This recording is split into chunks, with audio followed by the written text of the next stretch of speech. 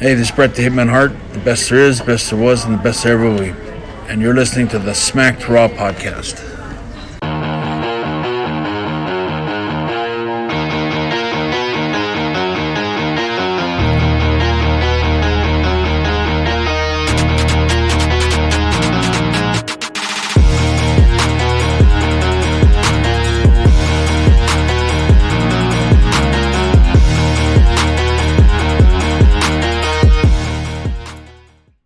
Folks, it's Kai Tai from The Rewind. Why the hell did I call myself Kai Tai? It's Kyle Tyson from The Rewind. From Mark. Here with our AEW Double or Nothing prediction show. I'm joined by Pretty Kyle. I've just given in to calling you Pretty Kyle from here on out. And of course, Marie Shadows. Was originally supposed to be RN here tonight in Marie's place. I screwed up, gave out the wrong schedule, so RN's out. He's watching like the NBA or something at this point. And Marie's in. Yeah. And I'm here. Yeah, so this is what would we say this is? This is AEW's biggest show or second biggest? I forget where Double or Nothing falls on their pecking order. I feel like it's their biggest because like I've always liked Double or Nothing. I consider it their biggest. I don't know if they really have. I think all their pay-per-views are kind of on the same level. If anything, I guess Double or Nothing and All Out would be the top two. Yeah, that's what comes to mind for me personally. I guess All Out, it's like everything. Double or Nothing, just twice of something. You know? Math. It's not even Steiner math yet. But yeah, so this is one of AEW's largest shows of the year. It typically is very good for some classic matches, some all-time bangers. First thing that comes to mind for me personally is their original Stadium Stampede match, I believe was at Double or Nothing. Still one of my all-time favorite AEW matches. And yeah, so it's usually a great show to watch. I will say this year, I think one of the criticisms is not the biggest build going into the pay-per-view. However, I don't personally anticipate that affecting the quality of the show that's going to be delivered. But where do you guys stand on the current show? You know me. I'm just scrolling through Twitter at this point. Tony Khan really has to do something to try to get me back as a fan to like really get invested here and there. So, this is going to be a very fun talk about Double or Nothing. What an E-drone over here. Am I right or am I wrong, everybody? Huh? I used to work for the company anyway, so. Why is it that every ex-WWE employee I sit around with just likes to poo on AEW? Like, you don't even work for them anymore, Marie. Doesn't matter. I still accomplished that I did. So, it's all good. I always joke. I say Marie's just bitter that AEW stole the momentum and thunder that New Japan was gaining in the West. That the audience that they were gaining here in America, AEW just swept in and just kept them, and now nobody watches your precious New Japan anymore. That's a lie. I love New Japan. Though. It does feel that way, though. It kind of feels that way on Twitter, and sometimes I'm like, you guys fucking suck. Like, fans. Dude, when Okada and Kenny Omega, y'all were on the bandwagon, everybody was coming over. Yeah. And then they created AEW, and everyone's like, we got what happened? We got Great O'Khan now in AEW. Yeah, that was pretty cool. Great O'Khan and Jeff Cobb. Oh my god, man! Tour of the Islands is like one of my favorite finishers. God dang, man, that thing looks so good. Yeah, dude. It's a beefy boy, that Jeff Cobb. Spuddy is asking, Marie, what did you do at AEW? I think he misheard you. What? Spuddy, I worked at WWE. Yeah, man. She was Aubrey Edwards' stunt double. I'll be better than her. I love that one. Noob in the chat. By the way, this is being recorded live. If you guys ever want to catch our live shows, they're always recorded on twitch.tv/SmackedRaw. If you ever miss our live recordings, we are on youtube.com/SmackedRaw podcast. And then our audio versions of these shows are pretty much everywhere. Noob in the chat, he says he's pretty much not looking forward to Double or Nothing, and I can understand that. Like I said, it's been kind of a lackluster build to the pay-per-view. Spuddy now wants to know what your position was at WWE. Okay, so I was part of the WWE Network logging department. So I helped out with the SEO and all the behind the scenes stuff with the WWE Network for you guys. Can you break that down for dumb people like myself? Like, okay, physically, so what did you do? Like, from punching your card. Okay, so basically, I would go to Connecticut. So I will commute from the Bronx to Connecticut 5 days a week. And then sit at a cubicle for 8 hours, watch professional wrestling, what I call it professional wrestling, watch WWE programming, I should say, and basically log in like in this like spreadsheet program about like the matches. So like, you know, for people who want to search like John Cena matches, all his matches like should show up. If you want to do like John Cena ladder matches, all his ladder matches should show up. Nothing else should get in there that's like not a John Cena ladder match. Peacock so that's needs to hire you. Like, Peacock needs to hire you. That is one of the biggest things Peacock is missing right now. Their search engine sucks, dude. Yeah, wow, so yeah. I got my foot in the door doing that for 3 months until they gave me a bullshit answer and they let me go in the middle of lunch. And then I decided to go into wrestling training for a little bit.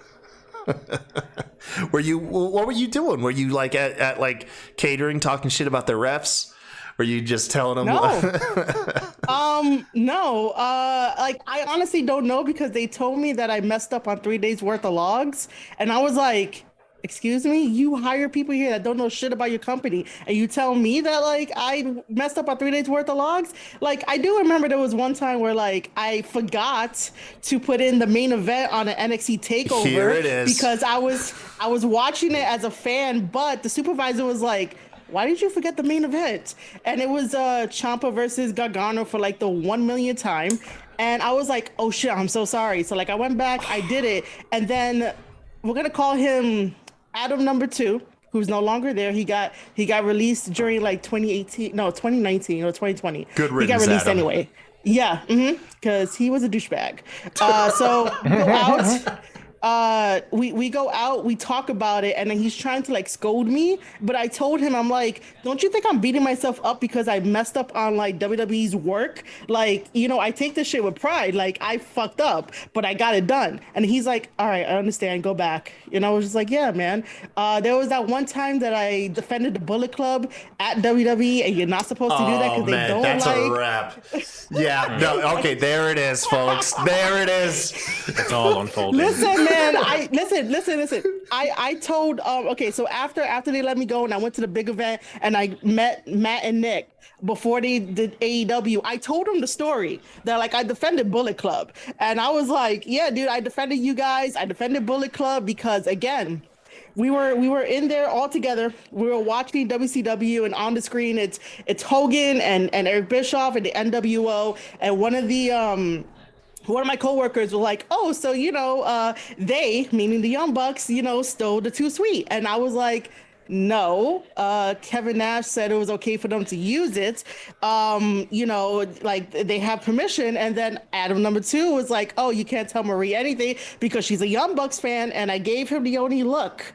With dagger eyes, and it wasn't until my other coworker was like, "Don't you dare do anything," and I didn't do anything. But yeah, I defended, you know, Bullet Club. I defended wrestling because that's what I do. That's and you know what? It's very on brand now to hear that was why they let you go, man. Man. So now you're a part of the Bullet Club, right? Yes, Because of that. At least an honorary. I don't know. There's like 5 different Bullet Clubs floating around. You're at least one of them, right? you gotta be in one of them. I would have been if like Tama and Loa weren't kicked out.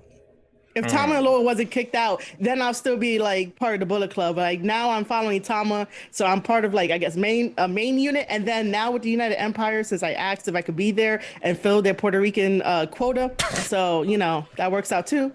So yeah. Well, speaking of Bullet Club, they're gonna have a presence at the. Speaking of Puerto Ricans, there's a few of them on this card.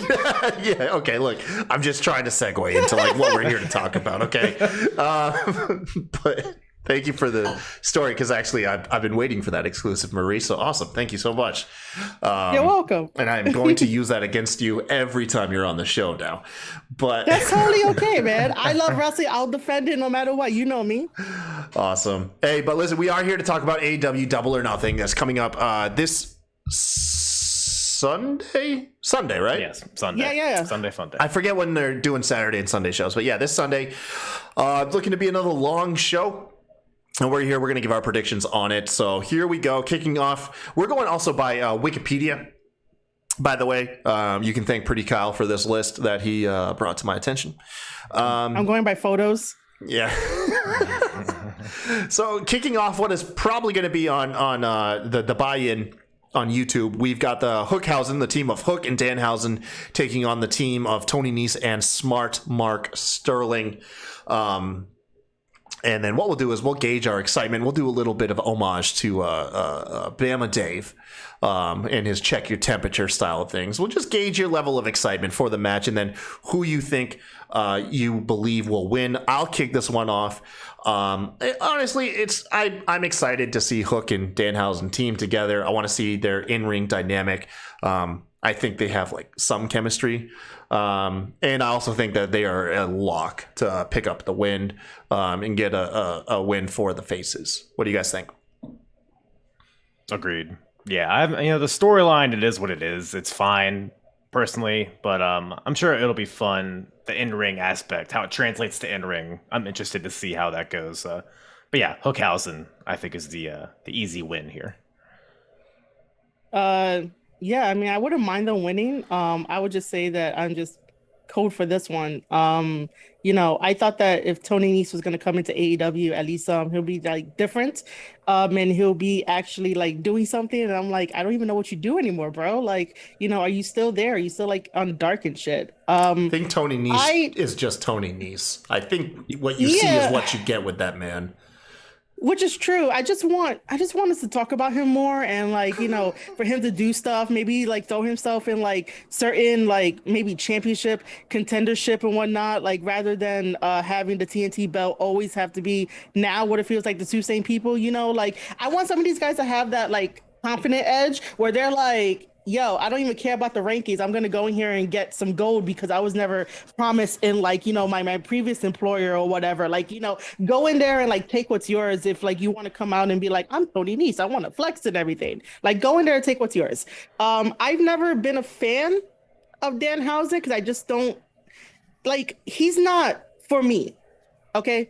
He's not for me. I understand why other people will like Danhausen, but he's just not for me.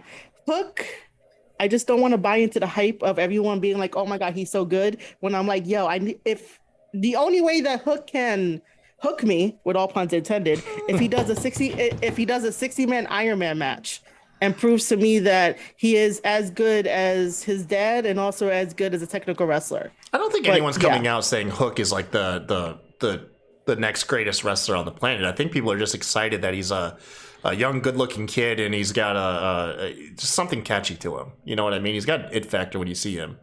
You know what I mean? If he makes eating chips fucking look badass, like, I wish they would lean more into the serious nature of Hook, though, because this thing with Danhausen is obviously very comedy, and I just don't really see what the end game is for it.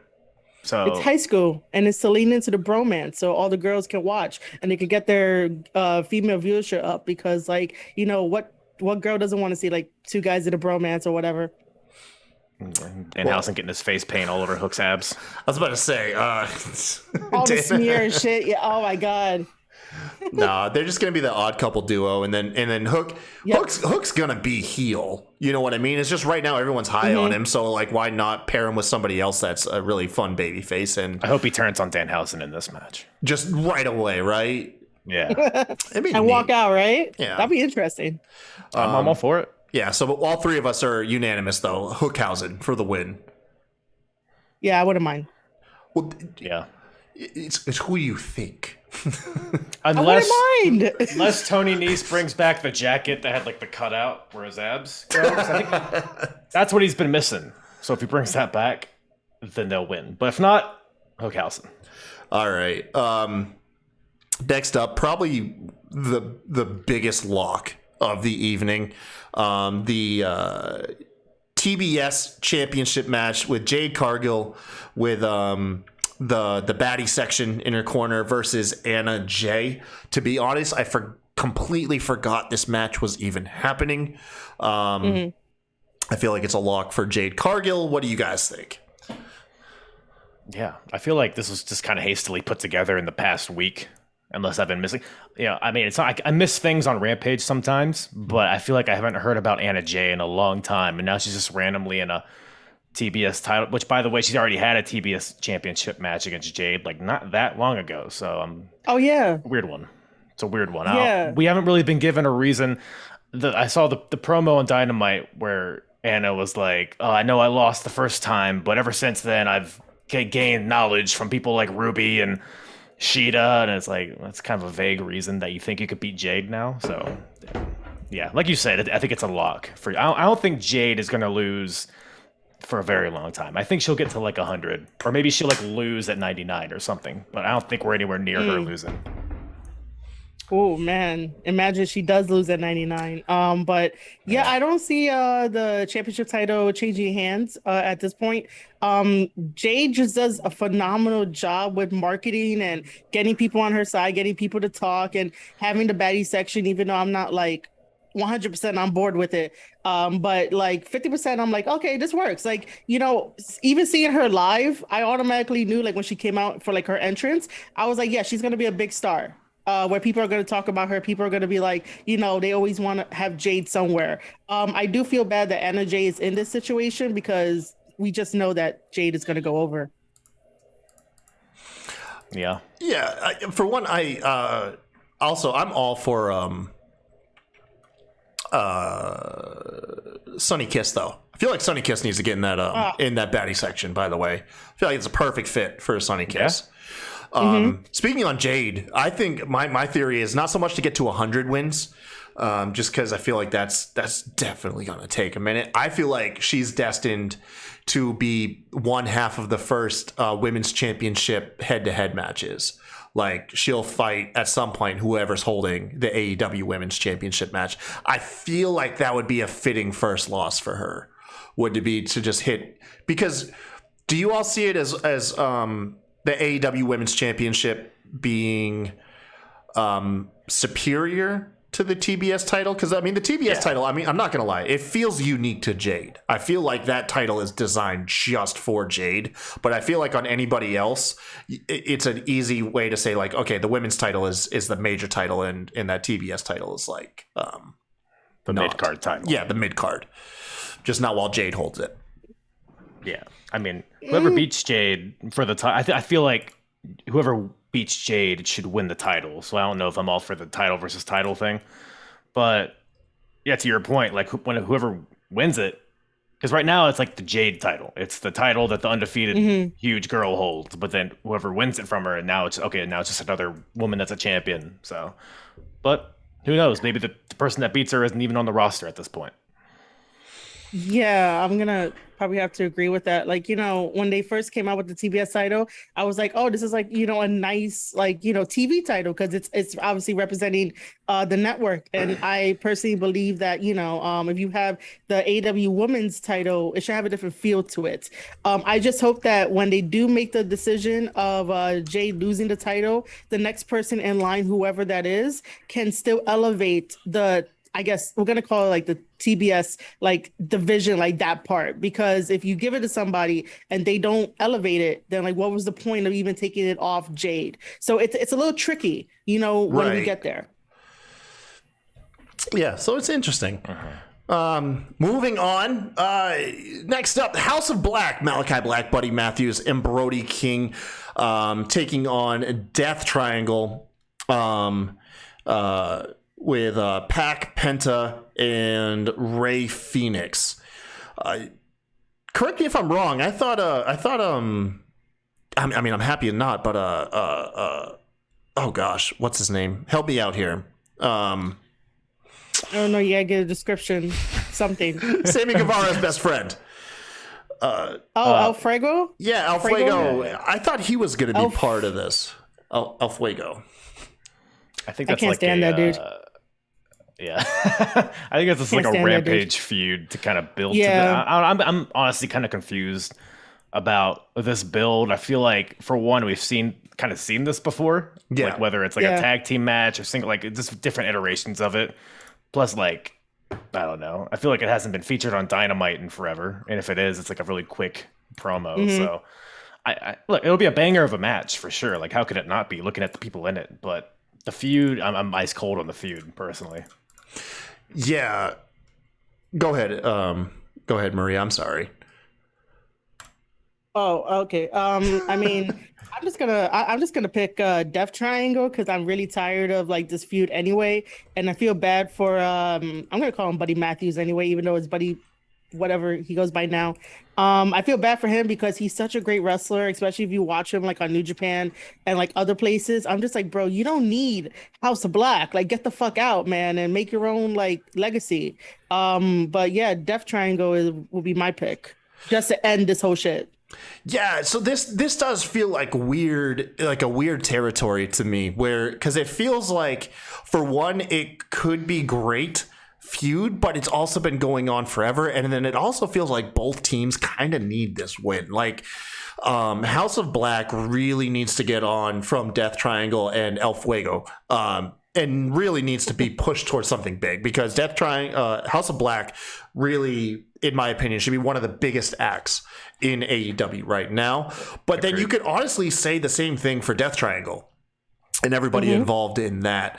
I feel like the one thing that's missing here, other than a fresh new feud, is the trios titles. I feel like this match for like some trios titles would be way more important than what it's currently being viewed as.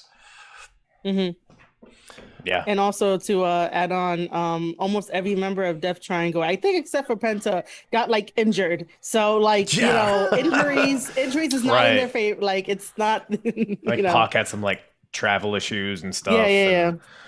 I don't know. I feel like Death Triangle, I think they are more valuable as individual single stars versus a faction, whereas I think House of Black has more value as a faction. So for that reason, I'm gonna go House of Black for this. I think they have a more staying power as a unit, and I agree. I think they could easily be a main event, fixture. But well, I guess we'll see what happens after this. But yeah, my official pick for this is House of Black too, but I'm not super confident in it. And by the way, if you guys were wondering why I seemed like a little distracted here, I just realized that like none of the chat was popping up on stream, and I was trying to fix that while we were talking. Anyways, next up, the legendary epic match that is going to become the greatest tag team match of all times. Of course, I am referring to the Hardys taking on the Young Bucks. And they even go on to say Brandon Cutler's going to be in that shit. I bet he will be. But thank God. Anyways, who do you guys got? Who do y'all got with this one? No one. No I'm one. so over it. Stop. So over it. They all super kick each other at the same time and all explode, and then the match gets thrown out. Listen, it's gonna be a super kick party. Okay, it's gonna be a super kick party. It's gonna be a swanton bomb party. It's gonna be a twist of fate party. It's gonna be tables, ladders, and chairs. And Brandon Cutler is gonna be the fucking goof. I'm over it. They already fought. People could go back into like the Ring of Honor archives and House of Glory archives and go watch it. Like I don't think we're gonna get anything new. And this is my biggest like criticism is that I want new stuff. I don't mind nostalgia.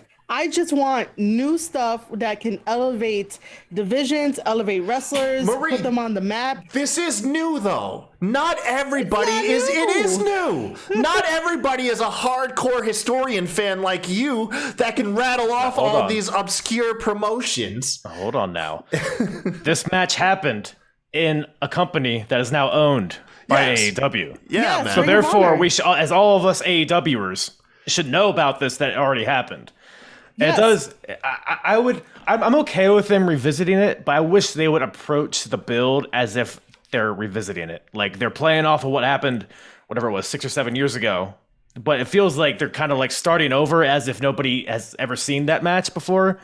So the build's kind of, if the Bucks feel like actually both the Bucks and the Hardys kind of feel like an afterthought in the grand scheme of things in AEW, but it'll be a fun match. Like, I'm a Hardy Boys mark. I love the Hardy Boys, and I'm sure it'll be a fun match. I'm sure, but the build, I think the build could has a lot to be desired. Yeah, I mean, a lot of it was done on Being the Elite. I will admit that. Like, that explains a lot. Yeah, and even then, on Being the Elite, it wasn't like the most captivating thing. It was the Hardys trying to get the Bucks from their, like, they were calling them emo Bucks because they were all sad because they were all losing. Yeah, I know. I was just like, yeah, and then but they were like, we want the jerks, like the arrogant asshole Bucks.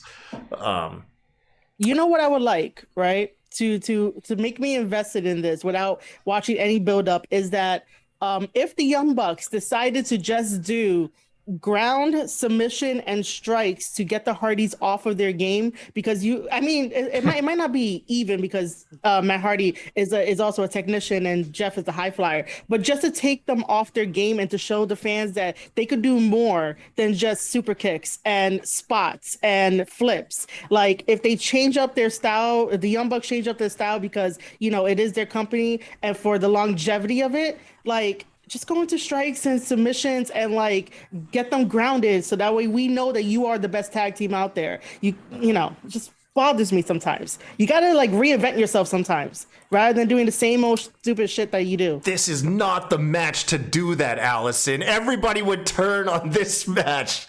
Are you kidding me? If the Bucks came out there and started wrestling like FTR, are you kidding me? Like, no, man. It'll get a buzz. Look, it'll get a buzz, and WWE would have to do something drastic in order to get their buzz back. So why not have people talking? The Bucks are going to come out. They're going to emulate Edge and Christian and the Dudleys for nostalgia. No, Lita's going to come out of nowhere and give our Lita Corona to Brandon Cutler. Okay, it's going to be a complete toss-up. You must have their number on speed dial, huh, to know all that. Your sources know all that, right? Hey man, I suppose the Bucks have them come out in singlets and like headgear and just wrestle the Hardys. Yo, it'll be the talk of the town, and then everybody will cover it. Wrestling media will cover it. The Bucks will get their notoriety back, and they won't feel like emo Bucks anymore. Problem solved. Oh man, I called you Allison again. God damn it, man! I'm reading the chat. I just realized I'm sorry, Marie. I just thought you were doing that just for fun. I did not do that intentionally. I'm reading the chat. I know. I would have been upset. I was just like, oh, he said Allison. Okay. No, that's not what I intended. I'm sorry. It's okay. No, it's okay. Who's y'all's picks, by the way? Who's y'all's picks? I'm gonna go Bucks. I'm gonna go with no one. You have to pick a team that you think will win. Maybe it'll be a no contest. It's a fine, Brandon Cutler, which even though I'm going with him. This is a prediction show, Marie, not an opinion piece. We're predicting winners and losers that are in the match, okay? The team with Matt. The team with Matt. You're such an asshole. I have to pick one. Yes. Okay, you know what? I'm going to go with the Young Bucks. They're going to fucking super kick everybody. Yeah, I have a feeling that the Young Bucks are going to win this one too. I'm not going to lie. I will say though that Matt Hardy's last couple promos though I think have actually been pretty good. I'm not going to lie. Like he always kind of like struck me as kind of like dull on the mic. I'm not going to lie, but his last couple promos I thought were decent. They've been fine. He kind of like bounces in and out of the delete thing. It's like, are you broken? Are you not broken? Listen, I chuckled when he declared themselves as the delete. I was like, it was right there. It's low hanging fruit, okay, but sometimes you got to grab the low hanging fruit, okay. Grab my low hanging fruit. We'll never get viewers. So next up, which is probably going to wake the crowd up if it does follow this Hardy's match, because is the what do they call it? The Anarchy in the Arena match. They got the Jericho Appreciation Society. Chris Jericho, Matt Menard, Angelo Parker, Daniel Garcia with Jake Hager versus Eddie Kingston, Santana Ortiz, Blackpool Combat Club featuring Daniel Bryan, John Moxley with William Regal. He's gonna get in the mix. We all know that. Oh yeah. Once again, lock. This is a lock. If you are on Team Blackpool Combat Club, you are coming away with a victory. I believe there are so many people you can pin in the JAS. Matt, Angelo Parker, they're there to eat pins, maybe even Hager, to be honest with you. Whereas the only feasible person in the Blackpool Combat Club might be like Eddie Kingston to eat a pin. But no, this is a lock for the Combat Club for sure, I think, personally. I'm gonna go with John Moxley, Danielson, Santana, Ortiz, and Eddie Kingston for the win. Because I just can't stand the new incarnation of the Jericho Appreciation Society. I'm a wizard. Fucking hate that shit. He's Spider-Man too, because I look like fucking Spider-Man. Thank you for the follow. By the way, on Twitch, Marcus Devil May Cry just followed the show. Thank you, Marcus. Oh, he's my buddy. What's up, Marcus? Hey, look at you. You're a draw, Marie. We'll have you on the show more. I am. Especially when I'm angry about AEW. You definitely need to have me on more. Quick question. For this match, is there any like stipulation? Like, is it going to be similar to like Stadium Stampede or whatever? I feel like that's what they're going with, but the Blackpool Combat Club doesn't want it to be perceived as silly. So it really just strikes me like everybody's going to pair up and everybody's going to brawl all around the stadium. It feels like a tradition at this point for Double or Nothing to have these type of matches. So yeah, I'm just gonna go with like John Moxley's crew. I hope Jericho's crew takes the loss, and Eddie Kingston needs to go for the championship title. Mm-hmm. I'm gonna say I'm gonna disagree. I think the JAS has this one because it's more sports entertainery than a traditional wrestling match. So I think there's a lot of fluky ways that they could potentially get the win. Especially they could pin Santana or Ortiz. Like I could see one of them eating the pin, or even Kingston. Especially since Kingston beat Jericho at the last pay-per-view, so Jericho could easily get his win back here. But I think there will eventually be a rematch, and I think it'll be blood and guts. And that is where I think the Blackpool Combat Club will get their win. So, but for this match, I think the JAS has this one in the bag. I want to reach through this stream and choke you, Kyle. This is Sato WWE versus AEW. Like they have this is the most WWE versus AEW match that I think this company has put on in a while. They are trying to set Jericho's team up to represent the E. I just can't see that. I'll be shocked. Actually, Noob in the chat, he says, Blackpool Combat Club winning to send Jericho and his sports entertainers back to WWE. Oh, they're just getting started, man. The JAS is just getting started. Daniel Garcia. I do love Daniel Garcia and 2.0 are carrying this faction, by the way. I think they're oh my gosh. I can't stand Daniel Garcia. He's such a professional wrestler, and he's coming out here in the Stephanie McMahon hat, and like being so like. Dude, I love how much I hate him. Like, yeah. Well, for me, I have a story about him, but you gotta wait till next time about that. Yeah, fuck him. It's the tease. Yep, fuck him. He probably just dissed Marie on a tweet or something. I'm just kidding. I don't want to downplay it like that. I'm only kidding. Hold on. He downplayed the tried. Club. He tried, but I clapped his ass back and he shut the fuck up. And I blocked him because I was like, I'm done with you. I'm done with you and your kindergarten minions coming after me. Like, yeah.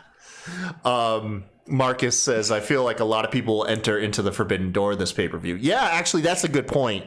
There will be a lot of... I completely agree. I believe there's going to be a lot of crossover leading from New Japan wrestlers leading us into the next show.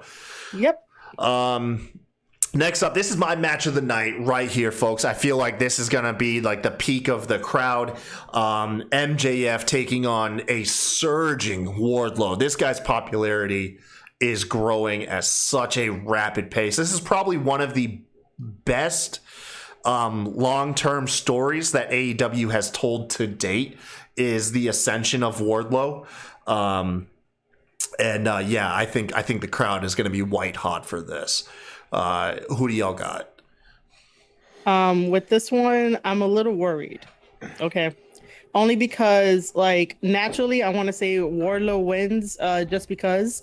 But at the same time, it's like if Wardlow wins, what's next for him? Like, I hope that if he wins against MJF, there's this angle that happens where, he gets up into whoever wins the championship title match and be like, I'm next. I don't give a shit. I did all these stipulations and I, had to be MJF's like lackey and whatnot. I'm pushing everyone out the way and I'm going to stake my claim for that, right?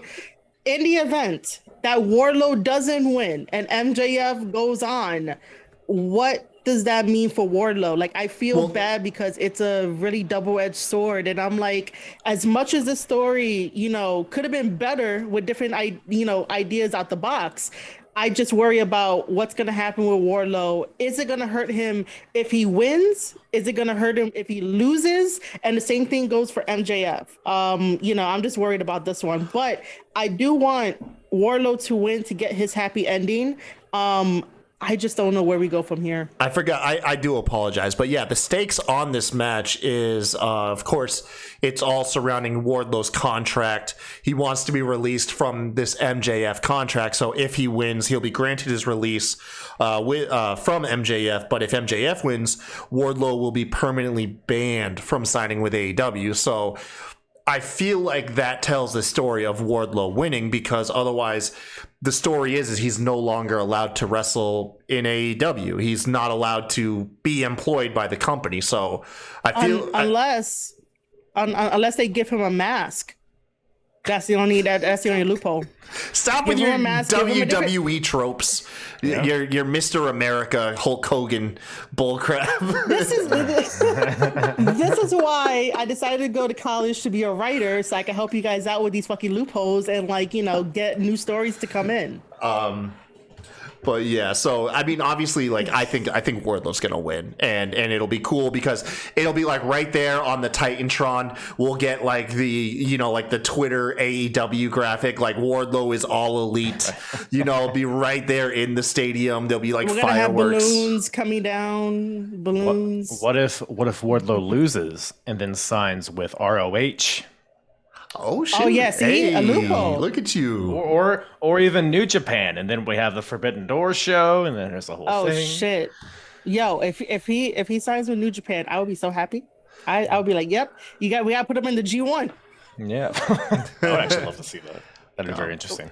Wardlow is he's great. He's correct me if I'm wrong, but he's essentially AEW's like major homegrown star. To my knowledge, he didn't have much of a wrestling career prior to AEW, if anyone at all. Yeah. I don't remember too much. Yeah. It's got very juicy lips. Yeah, it takes every ounce of restraint for me not to say he's their Goldberg, but he kind of is. More of a Batista, I think. Yeah, there you go. No, yeah, same thing, because Batista was like OVW. Yeah, they're developmental and stuff. Yeah, I suppose. It's going to be great, though. The crowd's going to be hot. It's the match I'm for one, am looking most forward to. We all, okay, so who's our official predictions? I got Wardlow. I'll say Wardlow. It seems too easy to say Wardlow. For some reason, I feel like there's going to be some chicanery afoot, but I'll say Wardlow. I do appreciate, like, I had no seeds of doubt until you brought up Ring of Honor. Assuming Tony Khan is going to take Ring of Honor seriously, that actually kind of would make sense to send a guy perceived as a really big star there, but we'll see. Next up, Britt Baker taking on Ruby Soho or Chris Statlander. I'm going to say that I believe it's going to be Ruby Soho. Do y'all agree? I would guess so. It'll be Ruby going into the finals of the Owen Hart tournament. No, I'm just going to go with Britt. Anyways. I'm so. Anyways. By the way, that match is not in my pictures. Yeah. Anyways, I feel like it's a safe bet that because that Ruby's going to beat Chris Statlander on Rampage tomorrow night, because we're recording this on Thursday. And yeah, it'll probably be the women's Owen Hart Cup tournament final will be between Britt Baker and Ruby. I'm not really confident in either one of these. I know a lot of people are going to say Brit. That's how I feel too. I hope she doesn't win, man. I hope Brit doesn't win. It does feel kind of like maybe Tony Khan views her as like AEW's like Charlotte Flair. I It could agree with totally that. does. Ruby, if Ruby and Chris could both use an accolade, especially Ruby, because I feel like all she's done is lose and win matches on Dark. Yeah. So I feel like this would be a good feather in her cap for her to win this, whereas Britt doesn't need it at all. Nor, I mean, I don't know. I could go on the whole thing about Britt. I don't think she. Yeah, but I won't. But yeah, I'll say Ruby for the win here is my prediction. Or Chris Statlander, whoever wins. I really believe it's going to be Ruby in the finals. Oh man, it is tough, but the smart money would be to let Ruby win, right? Like this is the only time. Like I don't like to like play Booker in my head, but this is the one like I have a hard time tearing myself away. Ruby needs the big win. Noob says that Ruby Soho is going to win. I hate Britt Baker. She's nothing but Charlotte Flair 2.0. Ruby Soho needs the big win. I feel like that too. They made a huge deal of her coming over. I'm going to go out and I'm going to go against the grain. I am going to say that Ruby wins the whole thing.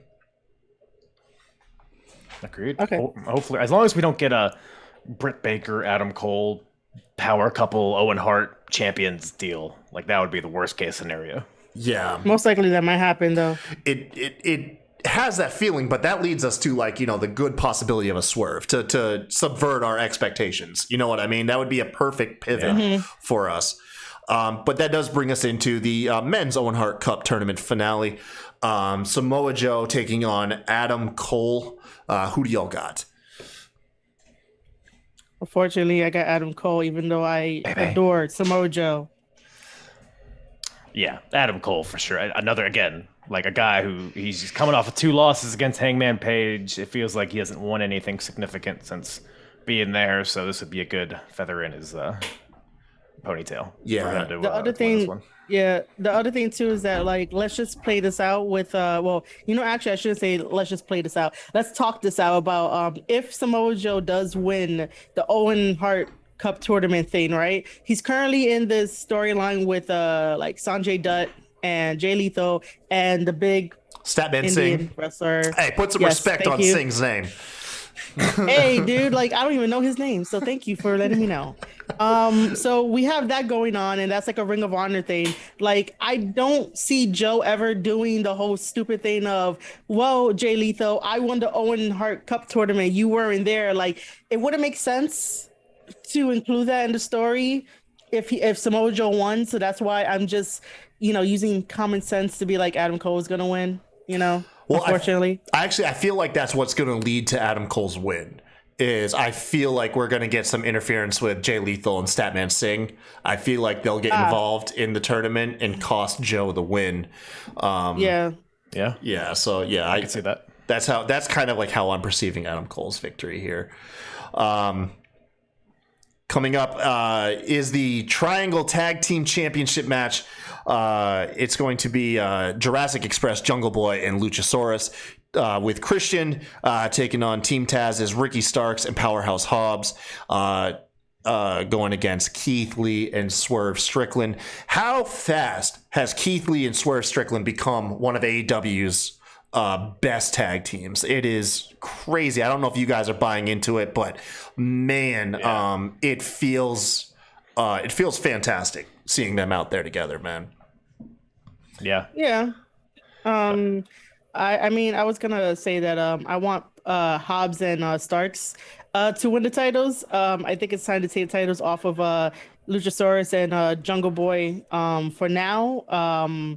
And have the chase between Hobbs, Starks, and Keith Lee and Swerve, just because I know they can make damn good content. The only thing I don't want is when they do the backstage interviews where the baby faces get constantly interrupted, because that is annoying. But yeah, I'm gonna go with Hobbs and Starks on this one to get the titles. I'd like to see that. I think Jurassic Express beats these two teams. I feel like Keith Lee, Swerve Strickland, very entertaining team, but I don't think that's a long-term thing. But maybe it is. I don't know. Am I wrong, or does it seem like Taz is kind of phasing out of this the whole deal with Ricky Starks and Powerhouse Yeah. Hobbs, because especially with like Hook kind of doing his own thing now, and maybe I've just been missing it, but it doesn't seem like Taz is very present around these two. So I'm wondering if there's even like a future, like how long are they going to be teaming, Ricky Starks and Powerhouse Hobbs? Because those are both guys that should be on their own. I think especially like Ricky Starks. I think he has such a star appeal about him, and Powerhouse Hobbs very impressive as well. So. So Jungle Boy, Luchasaurus, I think they're the more like longer term team. So for that, I think their reign continues here.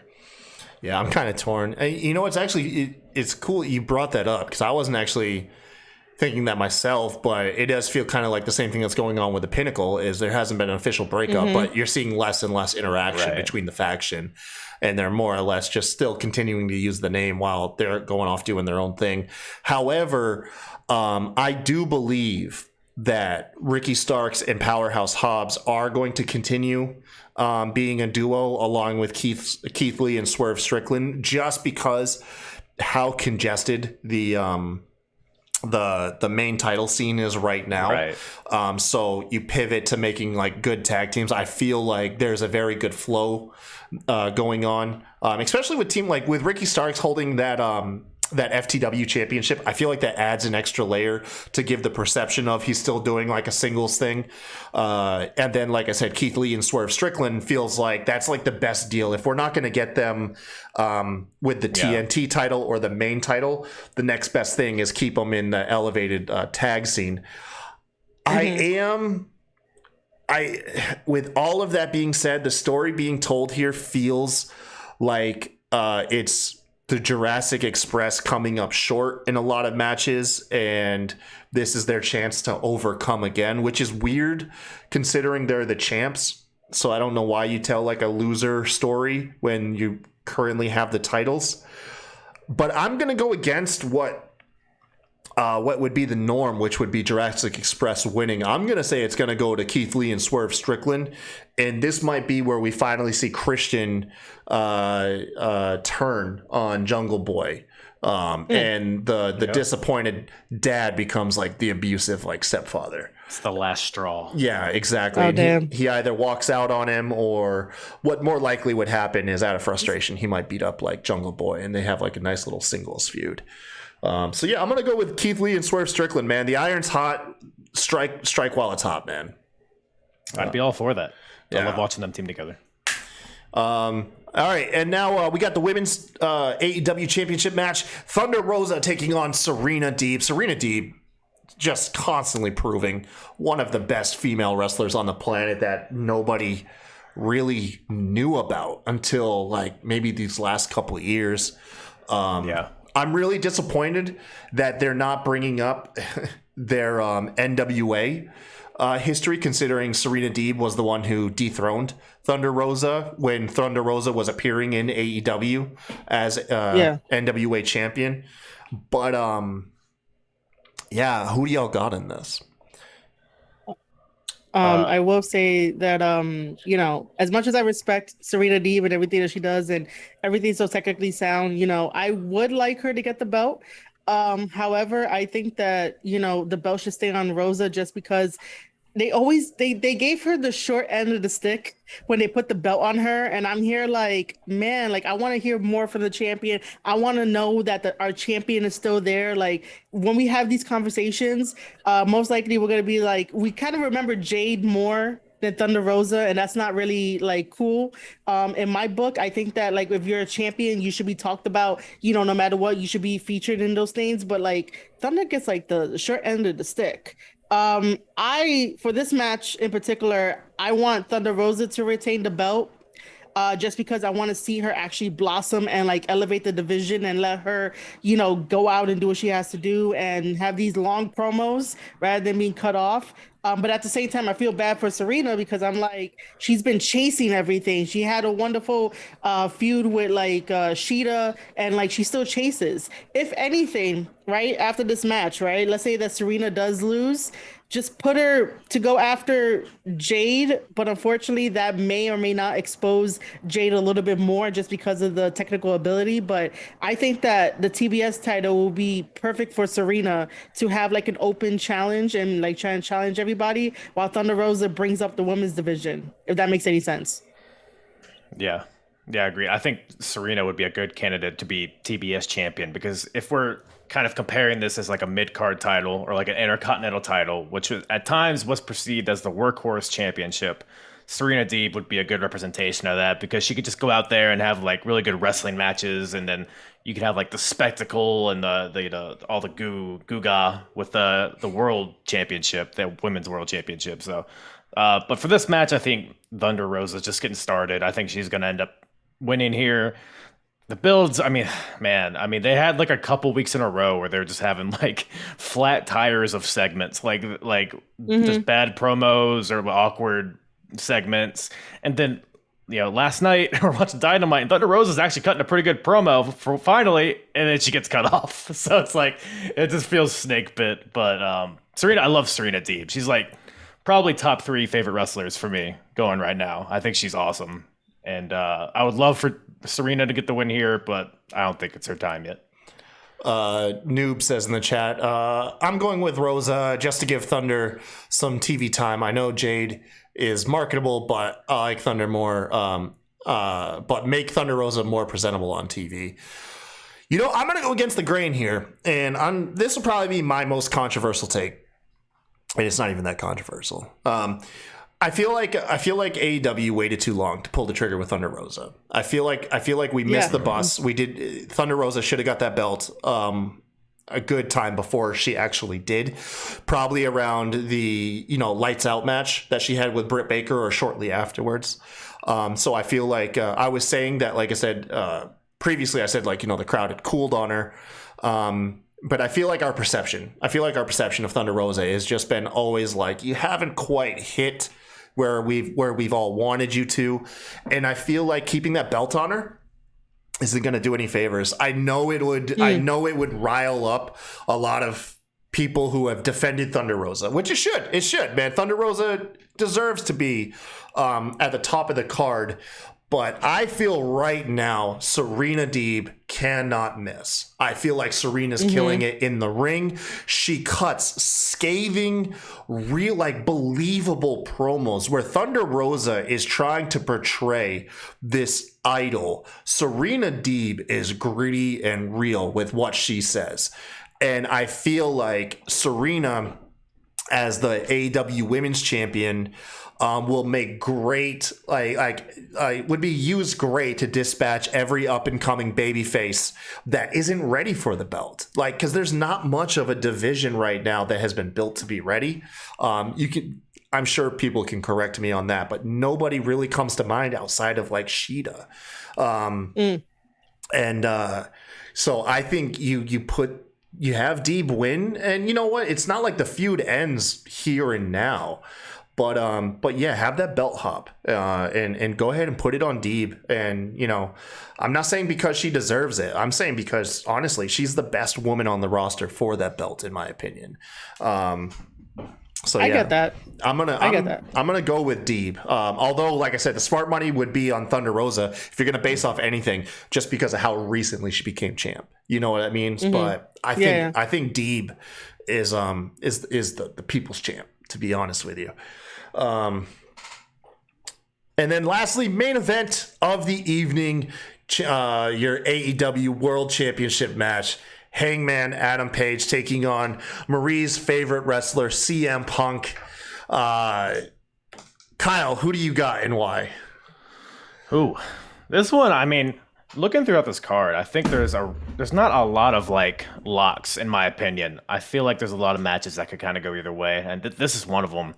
Because I feel like, I don't know, man. I don't think Hangman is done with his reign. I feel like he's on this journey to prove himself as a champion, and I don't think CM Punk is the end of that. But yeah, honestly, it could go either way. I love how Hangman's kind of been flexing his promo skills lately, because he's probably got a chip on his shoulder here. And Hangman's reign, it's been lackluster. He feels like an afterthought, and he does. But by God, he's doing his best to not make himself that. So love the intensity of this feud. It's a simple feud, but it's just done very well. But for me, I think Hangman retains here. Go ahead, Marie.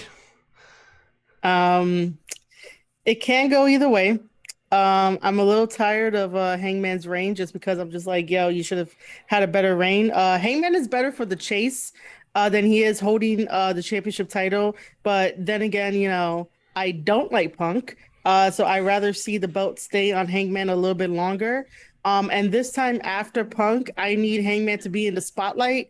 I need Hangman to be like Roman Reigns, so that way I know he's there. Because half the time I don't know he's there, and that's really bad. Like your champion is supposed to be the moneymaker and bringing in the sales, bringing in the fans, whether they're new, old, or just like recently got into wrestling. Like that's your go-to flagship guy, and he's in the fucking back taking like back seats to everybody until like it comes to this where he had his promo with CM Punk, and it's like, oh shit, yeah, look, there goes our champion.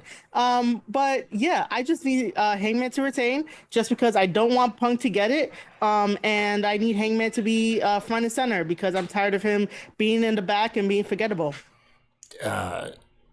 Noob says, I'm going with Hangman for the win because he's not only defending AEW title, but he's defending AEW from Punk. Man, there's several big narratives that could really explain why either man should or will win. On one hand, the one thing that people most talk about, Hangman seems to be a forgettable champ, regardless of it's his own doing or AEW's doing or a combination of the two. That's just an opinion that's out there. So, you could put the title on CM Punk because he's the bigger, more established name and star. On the other hand, this could be Hangman's, like the culmination of Hangman's championship reign where he's taking on all comers and, this is his coming out party. Like CM Punk is essentially like the John Cena type in AEW, and this could be the definitive win for Hangman to solidify his championship reign and bring him into that forefront. On the other hand, you got Punk, man, who's fucking CM Punk, and he's one of the biggest names in professional wrestling altogether, and you put that belt on him to help bring eyes in. Also, I think their next big pay-per-view is in Chicago. You have him walk into his hometown as champion. There's so many ways you could spin it. Excuse me, hold on. Are you talking about the Forbidden Door? Is that where they're going? Right?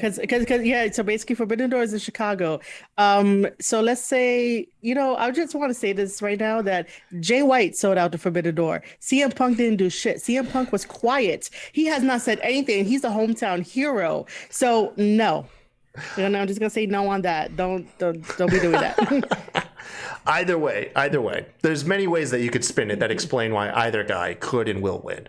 With that being said, yeah, I feel like I'm going to go with the safe bet here. I've already had a couple risky picks. I will go with what's being perceived as the safe bet, and I'm going to say I think Adam Page will retain against CM Punk. But man, this one really feels like you could spin it either way and make it make sense from a storytelling and from a booking wise. Whichever way you want to perceive it, man. But yeah, that's what I'm going to go with, Hangman. So nobody had Punk in this, huh? No, fuck Punk. Fair. Can't argue with that logic. But I will say that what I am happy about this match though is that AEW did not book themselves into a corner because, like you really said, Kyle, that it could go either way. There's different stories, there's different routes. So I agree with you on that part. But yeah, it's still fuck Punk. All right. Jesus. And then we'll have one more fun prediction with Forbidden Door right around the corner. We're obviously going to have some bleed over stuff. So it's pretty safe to assume that there's going to be some New Japan presence in the show. I think it's a safe bet. There's going to be some interference at some point. Both of you, I know I'm kind of dropping this on you like last second, and to be honest, it's just how I do it. Predict one New Japan wrestler and what match they might show up for, whether it be during the match or post match. Well, we already saw Jeff Cobb and the Great Khan show up. Two members of the United Empire show up and beat the shit out of Trent Beretta and Rocky and also FTR. So they may come in and like just interfere somehow in the tag match. Because they're looking for tag team gold after they lost it to Fale and Chase at the last New Japan pay-per-view. So that could be one. I think Toru Yano gets involved in the Anarchy in the Arena match. Really? Oh, that's a good pick. That's a good pick. That right there is a long shot though. Like that's a really long shot. Well, that match lends itself to some comedy, and we all know that Yano is just a great comedy wrestler. So yeah, he could do like what Orange Cassidy would do, and like they just like bust open a door and there he is, looks like on the other side. So someone's like fighting, they like run into a closet, the door flies open, and it's just Yano like right there. Yeah, I can see that too. Oh, so I'm gonna say New Japan's main champion Okada. Okada's current champ, right? Yes. Yeah, I think Okada will be present in the main event. I don't think he's going to interfere. I feel like it's going to be one of two things. Either A, he's in the crowd and they let it know that he's watching, paying attention to the match playing out, or B, after the match is done, he has a stare down with the winner. Yeah. Which, like I said, going into why you would have Okada stare down the champ, whether that's a good thing or a bad thing, that's something for another show. But I feel like I'm planning the timeline out of what's happening in Japan to now. So yeah, I just had the timeline up in my head to see if that works out. I get nervous when I see Marie's wheels spinning. You know what I mean? She has pictures in front of her laying out the timeline of Japan. Yeah, dude. That's fine. But, maybe Kenta maybe in the crowd. Oh yeah, Kenta, because he's still at home in Florida recovering. Yeah, so he hasn't shown up to New Japan. Punk. Yeah, he's been hurt ever since he faced Tanahashi at like 2 pay-per-views ago in a hardcore match. Dude, he fell off a fucking ladder that basically Red Shoes was like, I'm not helping you, so you get to do whatever you want. And he went through a table on Tanahashi. Oh, man. Yeah, that was Wrestle Kingdom, it's right? That one. Yeah, in a way. Yeah, I think so. My notes are here. I should probably go look it up. I watched that match. Wrestle Kingdom's generally the only match I watch. He's still hurt. Damn. Well, anyways, guys, that's our prediction show. Let us know in the comments who you guys have picked to win the New Japan show, and you know what? Maybe tune in on Twitch. I might even do like a little watch along. Keep an eye out on our Twitter at SmackDrawPod, and we might even do a little watch along here, at least with myself, during the pay-per-view.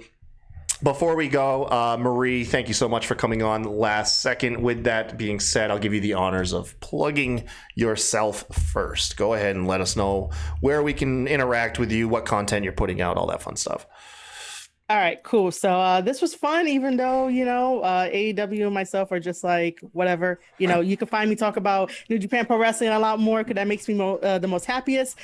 So yeah, find me on Twitter at Marie_Shadows. You can also sign up to my new newsletter over at Substack because there's a lot more features that I love about using their program a lot more. So go to marieshadows.substack.com because this weekend, if you guys sign up and go through the free trial or just pay like $7, you guys get to see my exclusive interview with none other than Aaron Henare of the United Empire. That was a fantastic interview that I did with him, and I'm so grateful for him to let me be the first person to have him on my show before anyone else. So I'm gonna flex that. So it is marieshadows.substack.com. And yeah, you could also find me on twitch.tv/Marie_Shadows, where I'm going to continue to do streamings and stuff. But that's basically the general stuff of where you can find me and then just talk about New Japan Pro Wrestling with me. Pretty Kyle, go ahead. Oh, okay. I didn't know if you had something to say. No. Well, thank you, White Kyle, for having me on. It's been a pleasure as always. It's either White Kyle or Bald Kyle. I figured White Kyle was a better one. I'll never get a good nickname whenever you're around. I'll never. You're prettier than I am, but I digress. But yes, the Apron Bump podcast. Check me out wherever you listen to podcasts, as well as YouTube. I cover retro wrestling shows, companies all over the world across 4 different decades. So yeah, apronbump.com is kind of my homepage. You can find everything you need there. Apron Bump on Twitter. And yeah, that's about all Daddy has. Appreciate it, man. And you guys know you can catch the Rewind, which regularly comes out on Sundays. We go live, twitch.tv/SmackDraw around 9 p.m. Otherwise, you find us on youtube.com/SmackDraw Podcast, and then everywhere else the audio version can be found.